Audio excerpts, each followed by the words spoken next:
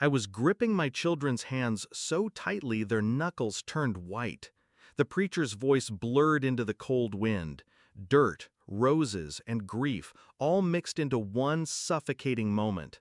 That's when he leaned in, my husband. His breath brushed my ear. His words carved through me like a blade. I want a divorce. At my parents' graveside, while I stood between the weight of death and the fragile pulse of my children's fingers.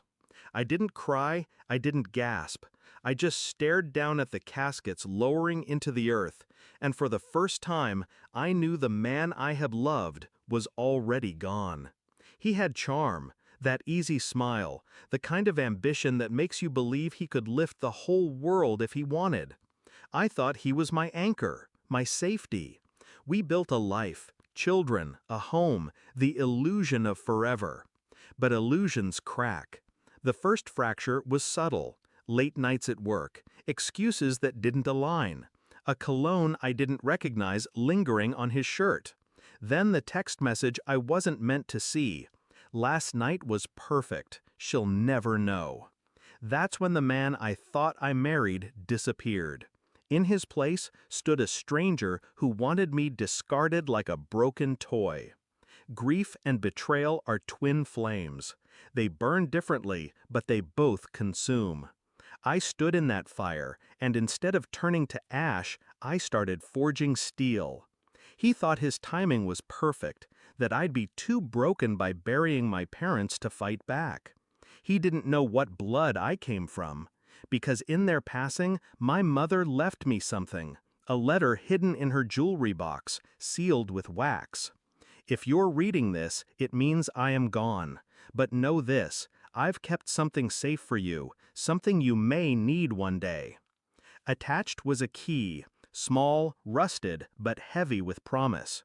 It led me to a safety deposit box. Inside, documents, deeds, investments. My mother, quiet all her life, had been anything but powerless. She'd been planning, saving, shielding. I wasn't penniless. I wasn't weak. I was armed.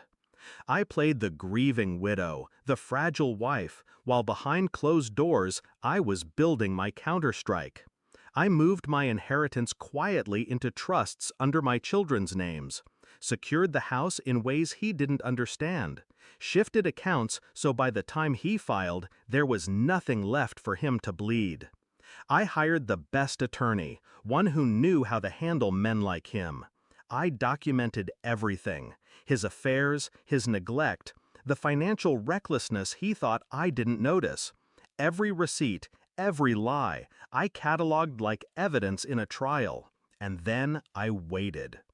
We sat across from each other at the mediation table. He smirked like he was already free, already richer, lighter, ready to trade me in for someone younger. Then my lawyer began. Page after page, evidence laid out with surgical precision. The affair, the hidden accounts he thought I'd never find, the debts he'd tried to bury. His smirk faltered, his hands clenched. By the time the judge spoke, the balance had shifted. He didn't walk away with half, he walked away with nothing but debt and shame.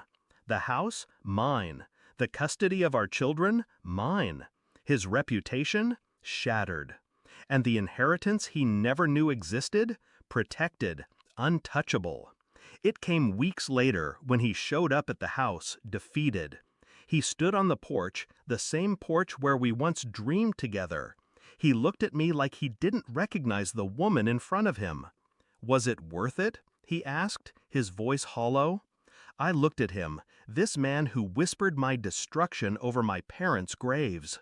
Yes, I said simply, because it wasn't revenge born of rage, it was justice, clean, precise, final. My children are safe. My life is my own. And when I visit my parents' graves, I no longer weep. I thank them for the secret, for the strength, for teaching me that silence can be power, and that survival isn't about holding on, it's about knowing when to strike back. He thought he buried me that day at the cemetery, but all he did was awaken the part of me he never saw coming. And when I finally struck, I didn't just end his game, I ended his illusion of control.